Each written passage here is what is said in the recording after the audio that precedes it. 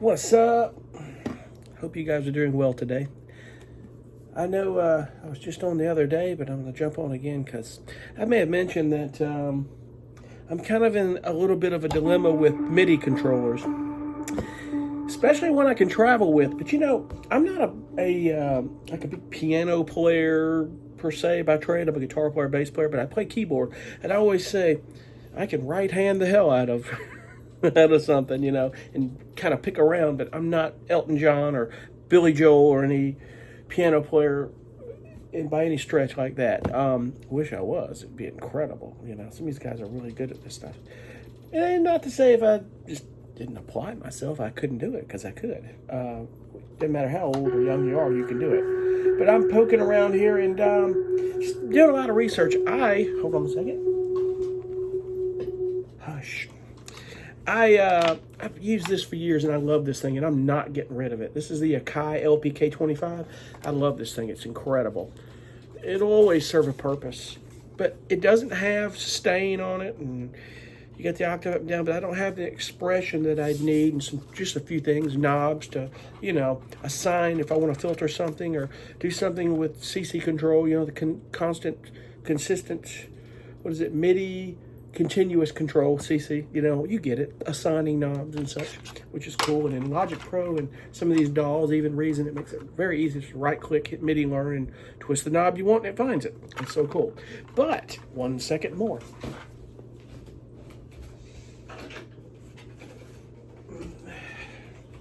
As you also know, I've had this big old Akai MPK 261, and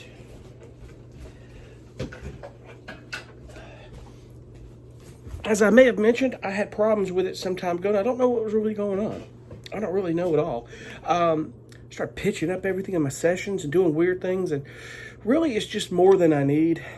Being I'm not a piano player, I think it's cool and all. Listen, that thing is incredible. Anybody who gets it, you can do anything. It works. It's an MPC controller. Work with any DAW you can assign, drum pads, everything you need to do with. Be great for someone who's doing something live, like with Ableton or something like that, or any of these DAWs that you can. Reason is great for configuring live stuff, and you can have a set and build sessions or pages and such. But honestly, it's just more than what I really care to have. If I need to play something piano-wise, I've got the CME's X keys that I've had for years. Y'all have seen that before, and if not, ask me, I'll show it to you. It's in storage right now, but it's a 37 key, and it's Jordan Rudess is using them. It's kind of a different type of keyboard. It's not, the feel of the keys are different. When you first play it, it throws you off, and when I first got it, I was like, I don't like this thing. I don't know. I put it in the closet for about a year or two, and I was like, one day I was about to say, I might give it to a friend of mine, but I started plugging it and playing it again. Like, something? I love this thing. I'm not going to get rid of it. And I do. I love it. But even then, I couldn't get the sustain pedal to work with that thing. It had a connection for it and stuff. It just didn't have what I needed. In today's tools, everything that we do, like what I do with film and music, I use a lot of native instrument stuff. And I had thought about getting the native, A25, which I did see at Guitar Center when I was there. And the keys felt great, but I can't carry it with me portable. It's big.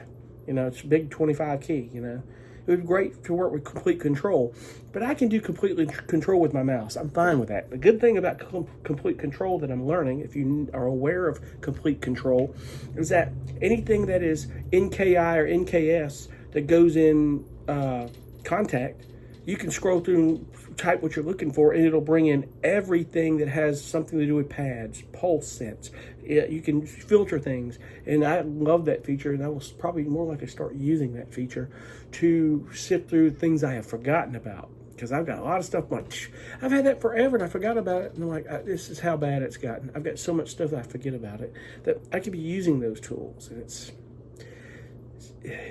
I don't even want to go into how bad that is. It's just ridiculous. But be it that it may, I need something that I can carry with me, but it works in the studio, and I don't really have to worry about anything major. That CMEX keys will always be around if I want to go play a piano part that goes into more than 25 keys. It's into at least 2 octaves. Because I'm not a piano player where I need 4 octaves to play 88 keys. Some of you are, and that's okay. It's not putting that down. You go with what works with you. This is another example of what, even with DAWs, with recording software, you go with what works best for you.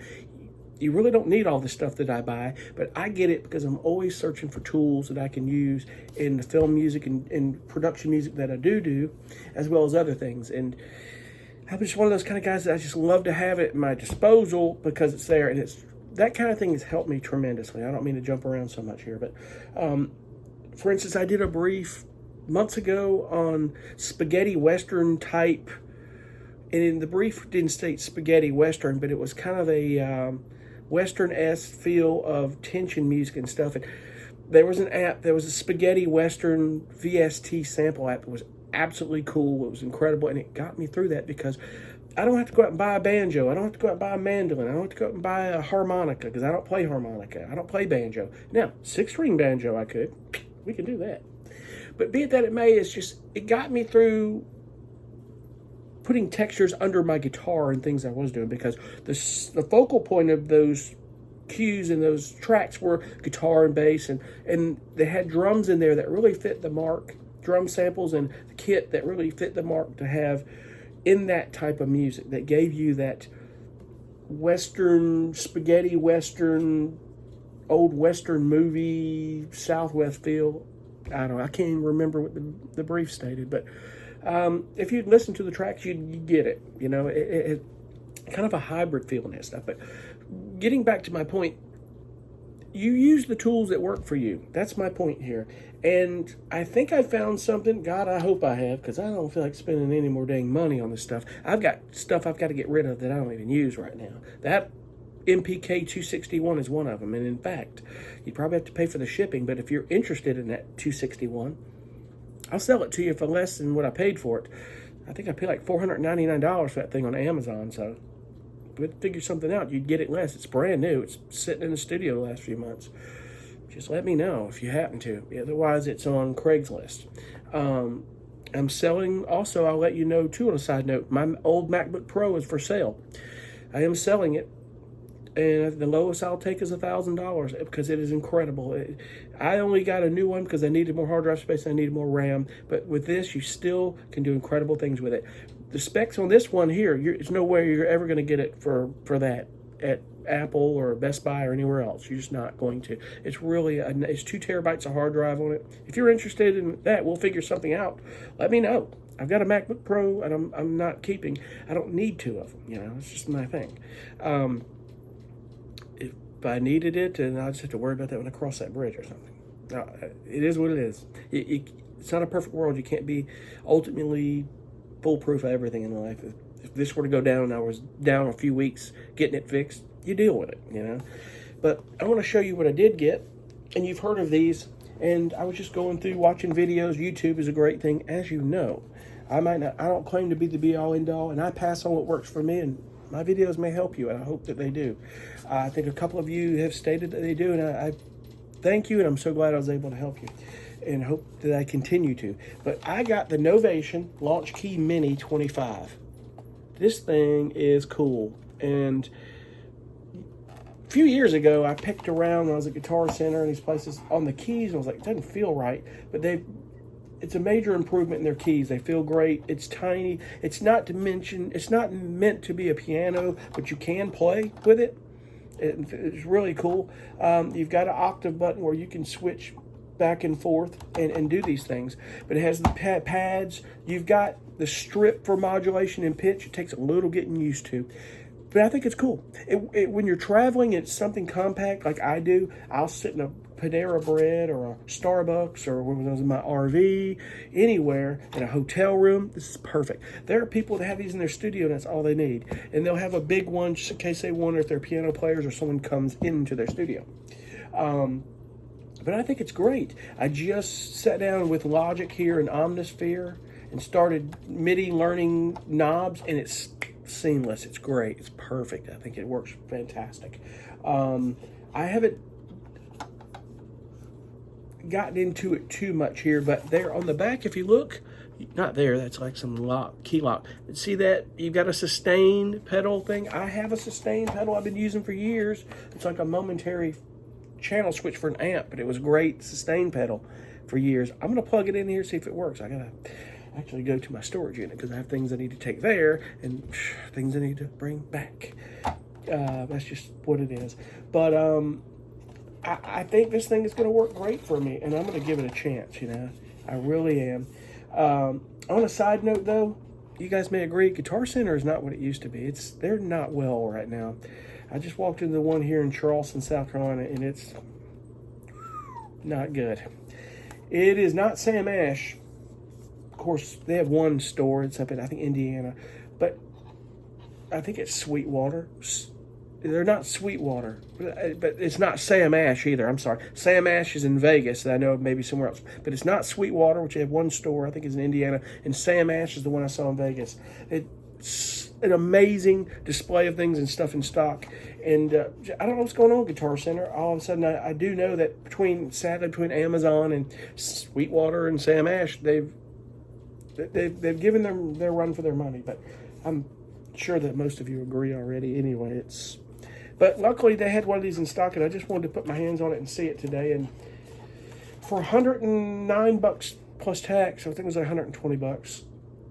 I don't think it's a bad deal. I really don't, because I'll get my money back, or some money back, out of the big controller, and that all evens out in the wash for some reason. Just hate spending counts of money as stuff you don't need, but if I'm spending money on something I do need, it works for me. This is something that would be a workhorse for me for several years, and I'm fine with that. It doesn't have to be all metal and a big build. It's going to be plastics for cost, but it works. It doesn't matter. People worry about the build of plastics if they're going to drop it. Well, if you keep it on your desk, you won't drop it. It's okay. And, you know, it's not the end of the world. You know, the Guitar Center tries to sell you, well, you don't pay that $30 insurance, you know, or repair. I'm like, no, I'm going to take my chances. It's only $109. You know, I'm sure there's a deductible with that. I'd probably pay half that to get it fixed, and it's not worth it. These things here, man, if they break or something, you just go get another one. It's like TVs today. No one repairs TVs anymore.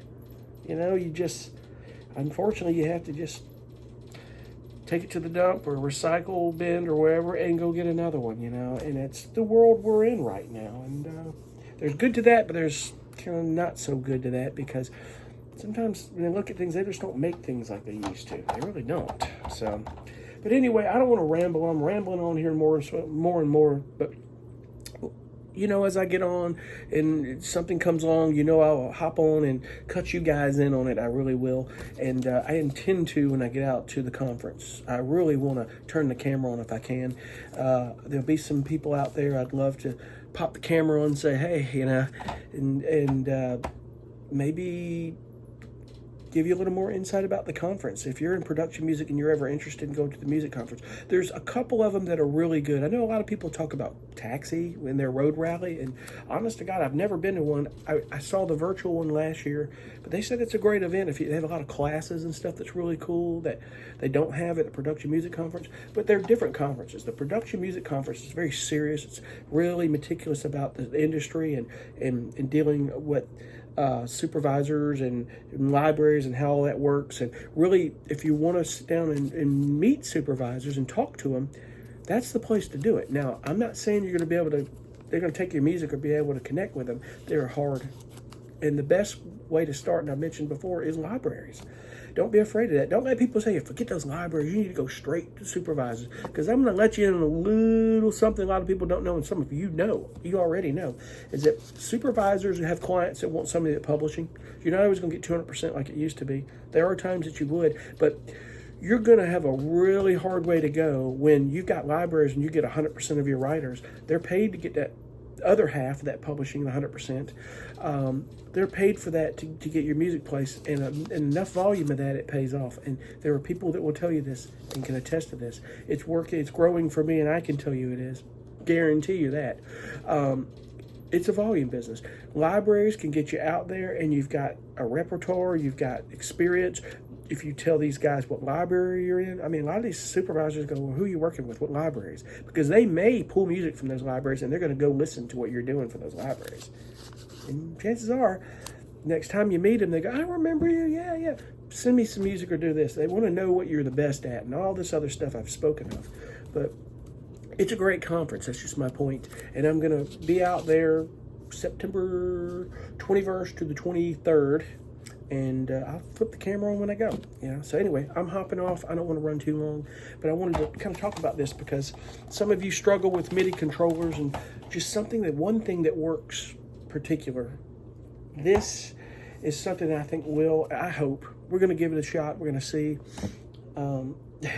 As we always call Guitar Center's a rental program, I think we've got 14 days or 10 days or something. If you don't like it, we can take it back. I'm surprised they still have that. I really do. It's crazy. Because God only knows what some people do with this equipment in 10 days' time. It's very costly. But anyway, I'm off. I'll see you guys in the next one. I thank you again for watching. And until then, be cool. Bye.